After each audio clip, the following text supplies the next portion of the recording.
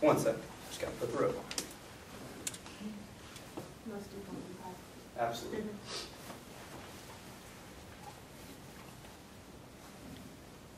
You might put it on. He's one of our best attorneys. Yeah, I have lots of talents. Putting on robes is not one of them. Here we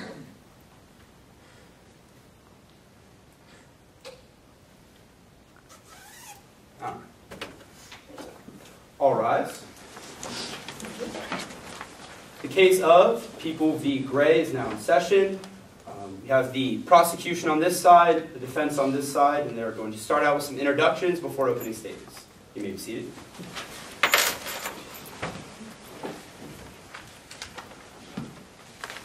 Prosecution, would you like to introduce yourself? Hi, I'm Simone Jackson, and I'm here with Bella Metzer. and Jessica Davis. We are the prosecution and we're representing the state. Thank you. Defense, with the introduction. I'm Jenny Martin, and with my co-counsel, Leanne Holmes. and Katie Malone, and we are here to represent Ms. Gray in the defense trial. Thank you very much. Now we are going to move forward with opening statements from each side. Prosecution. May it please the court, opposing counsel, and members of the jury. Fire can burn friendships, trust, and reputation. The prosecution will call 3 witnesses, Eden Barr, Falcon Burke, and Lane O'Brien. Eden Barr will tell you the facts of the fire, what happened, and how they found the evidence. Falcon Burke will tell you about the fire and what kind of fire it was, and how his dog sniffed out things in the fire. Lane O'Brien will tell you where he was, his opinion of what happened, and his friendship with the defendant, Ashton Bellows. On July 4th and early July 5th, a local pub, Bellows and O'Brien's, was burned down to the ground. The only known people in there right before it burned was Whitney Gray, Ashton Bellows, and Lane O'Brien. The fire had been conducted as a gas fire, and accelerants were found near a coffee maker which had been plugged in on the floor near a rag with a stripping gun. We are here today to provide justice and uphold the law because setting things on fire can get you burned. Miss Whitney Gray is being charged with arson after a local pub is burned down. We will show that Whitney knowingly burned down the pub with fire because of the need of money and she would get from after Miss Ashton presented her with half of the insurance money that she received. At the end of today's trial, my co-counsel, Miss Simone and Miss Bella, will find that the defendant will be guilty. Thank you. We have an opening statement from the defense.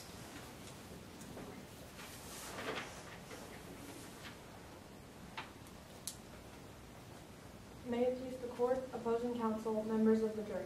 Assumptions, arson, and accusations. We are here today because the pub Bellows and O'Brien's burned down in the early morning of July 5th. Lane O'Brien was the last to leave the pub and the one who closed it up. Ashton Bellows co-owned the pub with Lane O'Brien, and Whitney Gray worked there. The windows were open and accelerants were found scattered around. We will call Whitney Gray, Ashton Bellows, and Dr. Jensen Becker to the stand today. Ms. Gray will tell you she did not burn down the pub and she would have had no reason to. Ms. Bellows will tell you about working with Ms. Gray and how Ms. Gray would have been the type to do this. And Dr. Decker will tell you that Gray doesn't show the signs of being an arsonist. Ms. Whitney Gray is being charged with arson after the pub burned down. In order to prove this, we will show that Whitney Gray did not knowingly damage property by the use of fire, but in fact, Lane O'Brien did. Assumptions, arson, and accusations. At the end of today's trial, my co-counsel, Ms. Holmes, will come before you and ask for a verdict of not guilty. Thank you. We are now going to move to the prosecution's case in chief. They will present the evidence first. Prosecution, call your first witness. The prosecution would like to call Eden Barr to the witness stand. Mr. Barr, I will remind you that you've been previously sworn in. Would you like to introduce yourself to the ladies and gentlemen of the jury?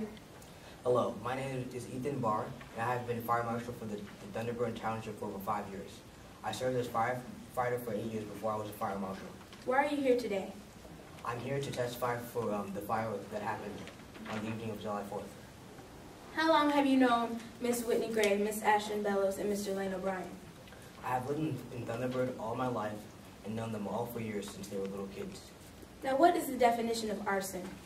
Arson is one knowingly damages property by means of fire without the consent of the owner, or knowingly damages fire by use of fire against property to get insurance fraud. Is Whitney a known face around fires?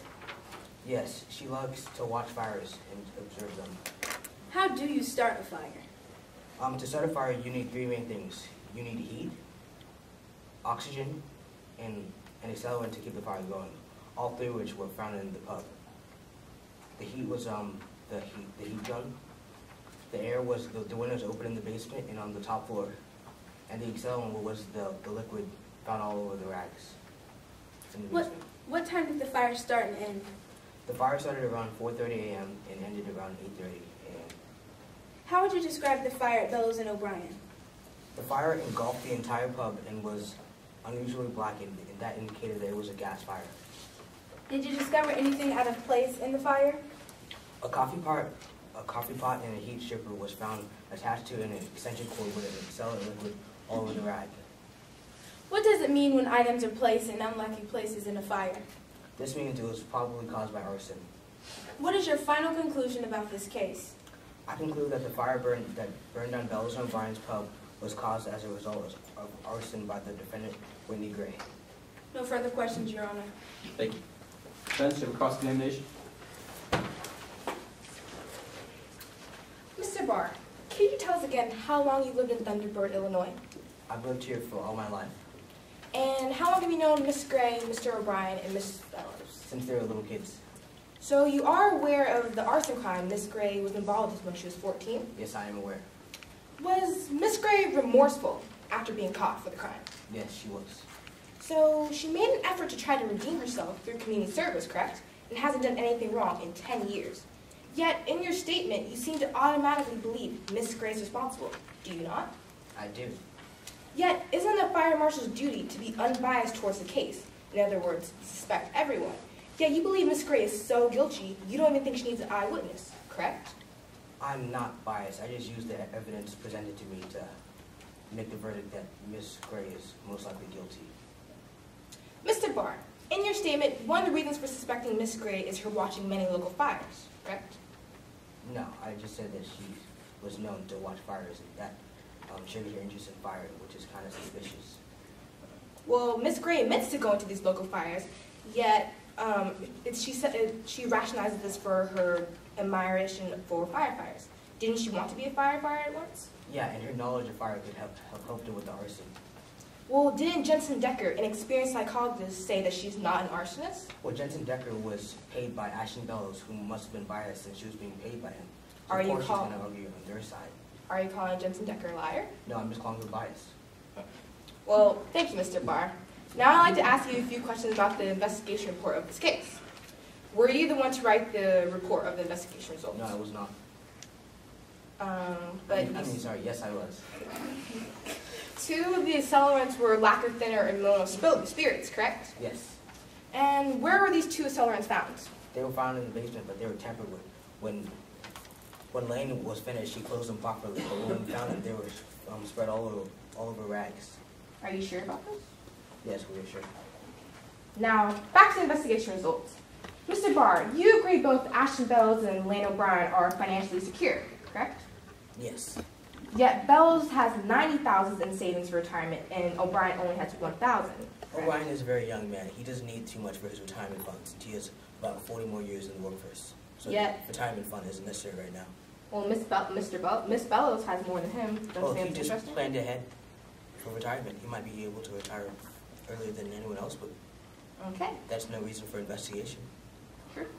Now, moving on from the investigation results, you did suspect each suspect, correct? Yes, I did. Do you believe Smokey could have been a factor in the fire? Smoking cannot have been a factor. No, thank you. Now, I'd like to ask you a few questions involving Lane O'Brien. Would you consider yourself a friend of Lane O'Brien? Yes, I've considered myself close, but not as close as him and Falcon. But we talked occasionally at the fire, we played cards sometimes, but we're not that close. But I choose to remain unbiased as fire marshal, so that's relevant to this case. Well, he plays cards at your fire department, say, once a month, correct? Yeah, about once a month, maybe twice if he has more days off in the week. And did he come the night of July 4th, giving him an alibi, correct? Yes, he did, but that's also irrelevant. He's just a friend of some of the firefighters. He just wanted to hang out. But the main issue is the fire that happened at the... Well, in your statement, you say the fire could have started at 4:30 a.m. Yet due to the coffee maker and heat guns, the fire could have been set way earlier, correct? Yes, that's true. Since it could have been said earlier, it could have been started by Whitney without Mr. O'Brien knowing. But Whitney was the first person to leave. Lane was the last, wasn't Yeah, he? but it could have been said before, and Wouldn't the they fire- have noticed? Lane was the only one who had gone to the basement. It could have been done after. And Whitney has a alarm code, so she could have came back when no one was there. But the alarm codes were never turned off. No, actually they were on. We never said they were turned off. They were on. She Exactly. could turn them off. When the and turn reports them show back on. whether they were turned on, then off. No, they show if it's on or not. They don't show when it's turned on and off. Well, do you think the fire could have been set perhaps 1 hour before? Perhaps yes. Perhaps 4.5 hours before? Yes. And Lane O'Brien was the last person to leave the pub, correct? That's as far as we know. Whitney could have snuck in. Well, so Mr. O'Brien could have easily set the fire up long before going to the police station, considering he was the last person to leave. He could have, but what motive would he have to set a fire to his own pub? He could have gained money since if Ashton and Whitney are prosecuted, He had could have done all $100,000 worth the... of family record bills. Exactly, that he can't could be have gotten the replaced. financial insurance if They Miss can't be Gray replaced. and Miss Fellows were convicted. They can't be replaced by money. That's not about the heirlooms, it's about who gets the money. He would get the insurance But policy. he would also lose. Mr. Barr, please allow the attorney to finish your question, and Ms. Martin, please allow the witness to finish his answer. Okay, Your Honor, no further questions. Thank you. Mr. Barr, you may be excused. Prosecution, would you like to call your next witness? I would like to call Ms. Birch. Ms. Burke, I'll remind you, you've been previously sworn in. Yes. Please introduce yourself to our jury. My name is Falcon Burke, and I'm a firefighter. Ms. Birch, what brings you here today? My dogs helped find the accelerants in the basement. I was also one of the firemen that helped put out the fire. Where are you from?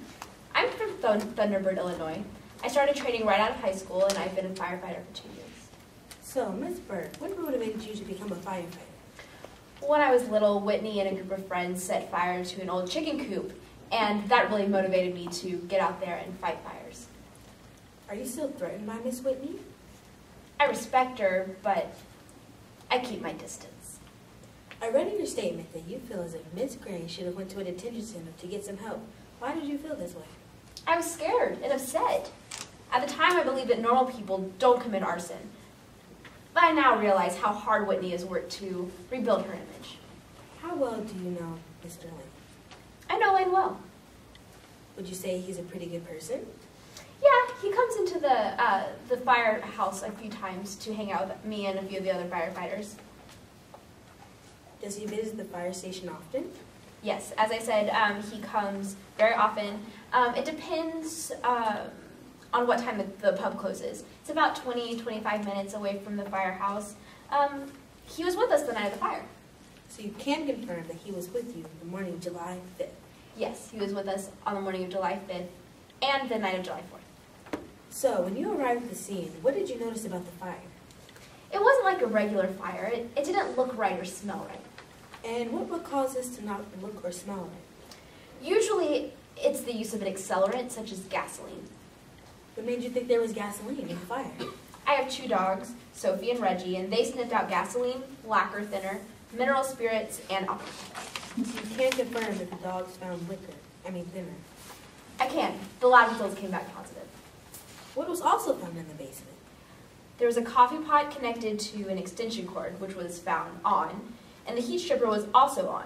There are rags around it, drenched in lacquer thinner, and mineral spirits were found near both sources.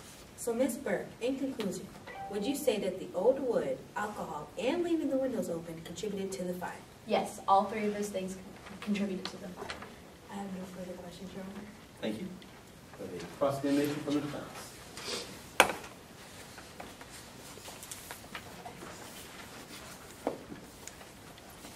Hello. Hello. So, you have pretty strong feelings about Whitney Gray, don't you? I wouldn't say they're strong feelings, but I have my opinion. You did say she still made you somewhat uncomfortable, didn't you? I said I keep my distance. And you implied in your report that she's not a normal person. I just said that she has committed arson in the past, and I don't really think that normal people commit arson, so I guess the two could be correlated. Mm-hmm. So I guess you don't really like her. I respect her, but like I said, I keep my distance. Right. Continuing. So you say that Lane did not set the fire. All I was saying was that I found the mineral spirits, lacquer thinner, and alcohol around the coffee pot in the heat strip in the basement. You said in your report Lane didn't set the fire. Yes.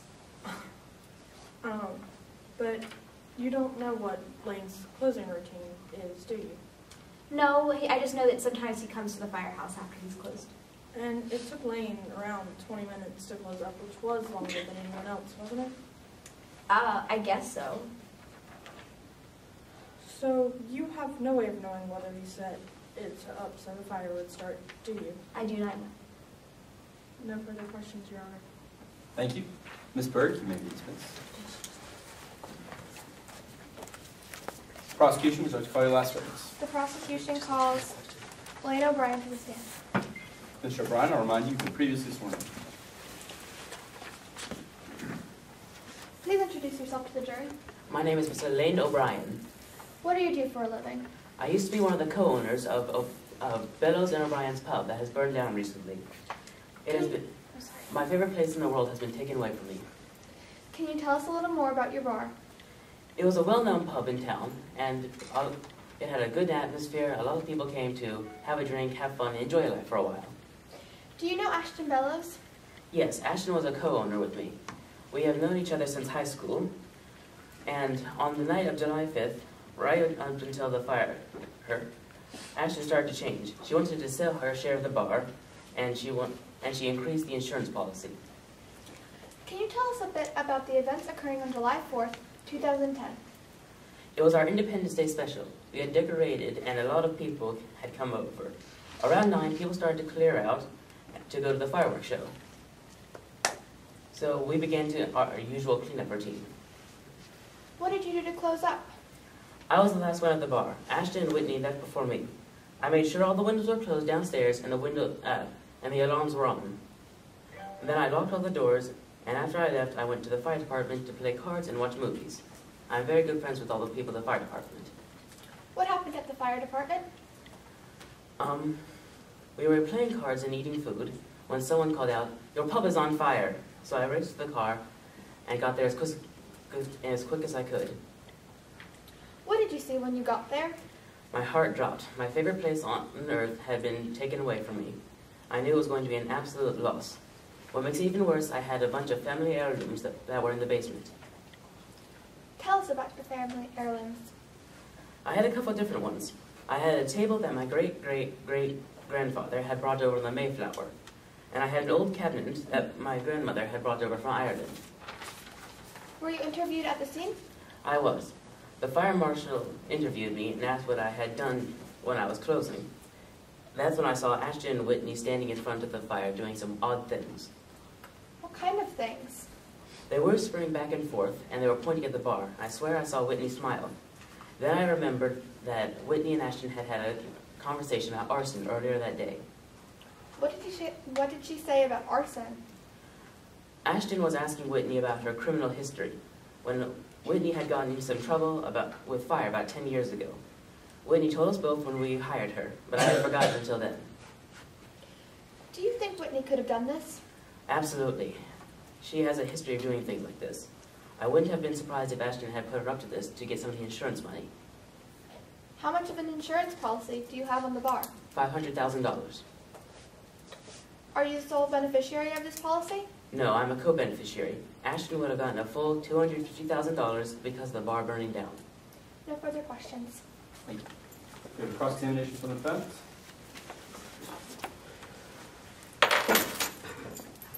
Now, Mr. O'Brien, let's be honest to the court. Wouldn't you say that you're jealous of Ashton and Whitney's relationship? Yes, they have been having private cookouts every once in a while and private jokes. So, you admit they did exclude you from games? Yes, I did. And they didn't invite you out often. No. And they went as far as planning a barbecue in your own pub without your permission. Yes. And you would say your feelings were hurt. Yes. So could you agree that accusing Ashton and Whitney is a little bit biased because of your jealousy? No, Whitney has a past of doing things like this, and I think that Ashton had set her up to this. However, what time did you leave the pub? I left at about 12. And when did Ashton and Whitney leave? I don't remember when exactly, but they left before me. And did you go up to the balcony? Yes, I did. I went up to the balcony and made sure all the windows were closed. And did you bring your lacquer thinner up to the balcony? No, I did not. But in the evidence, it says they found lacquer thinner on there, and you're the only person that's allowed to touch the lacquer thinner. I do not know how that got up there. Well, it couldn't have been. You would have. Well, if you were the last person to leave, you probably would have smelled it. It was not up there when I went up to clean up. Now let's talk about July 5th. And when did you get to the crime? I got before the fire department at around 4:30. Did the fire marshal ever ask you about smoking? Yes, he did, but I had not smoked in the pub for over a year. But Ashton said you smoked on a regular basis in the basement. I have not smoked in the pub for over a year. I take a cigarette with me every once in a while when we go to a different bar with friends. But you told the marshal that you never smoked at all. That is not true. I do smoke every once in a while, but not very often. So then why did you lie to the marshal? I didn't. I was temporarily in shock. Temporarily, but that's a big part. That would have been a big part, that's considered lying, so that can conclude that some of the things you said to him were mostly lies. My pub was burning down. Well, that's a big part of thing, and you should have remembered. Wouldn't you agree? Yes. And now let's talk about that conversation you heard. You said that you heard Whitney and Ashton talking about arson. Yes. But you were there when Whitney was being interviewed by you all to come to the pub, and she told you about your previous arson. Yes, but I had forgotten until that night. Forgotten? Then why would you? But still, you still know, and Ashton concluded that you guys were talking about it before. So why would you? So you basically could have assumed that they were talking about the arson that just has been committed, correct? Yes. And now let's talk about the insurance policy. Whose names are on the insurance policy? Mine and Ashton's. And at the scene of the crime, you said that you didn't know, you were, quote, in the dark. And then automatically you blame Ashton and Whitney. And Ashton is a co-beneficiary, which means that if Ashton is accused, that means you would get, quote, it will all come to you. Is that correct? Yes, that is true. Your Honor, I have no further questions. Thank you. Mr. Bryan, or Miss? I believe that will rest the prosecution's case in chief. We'll take a 5-minute recess and come back to the defense case.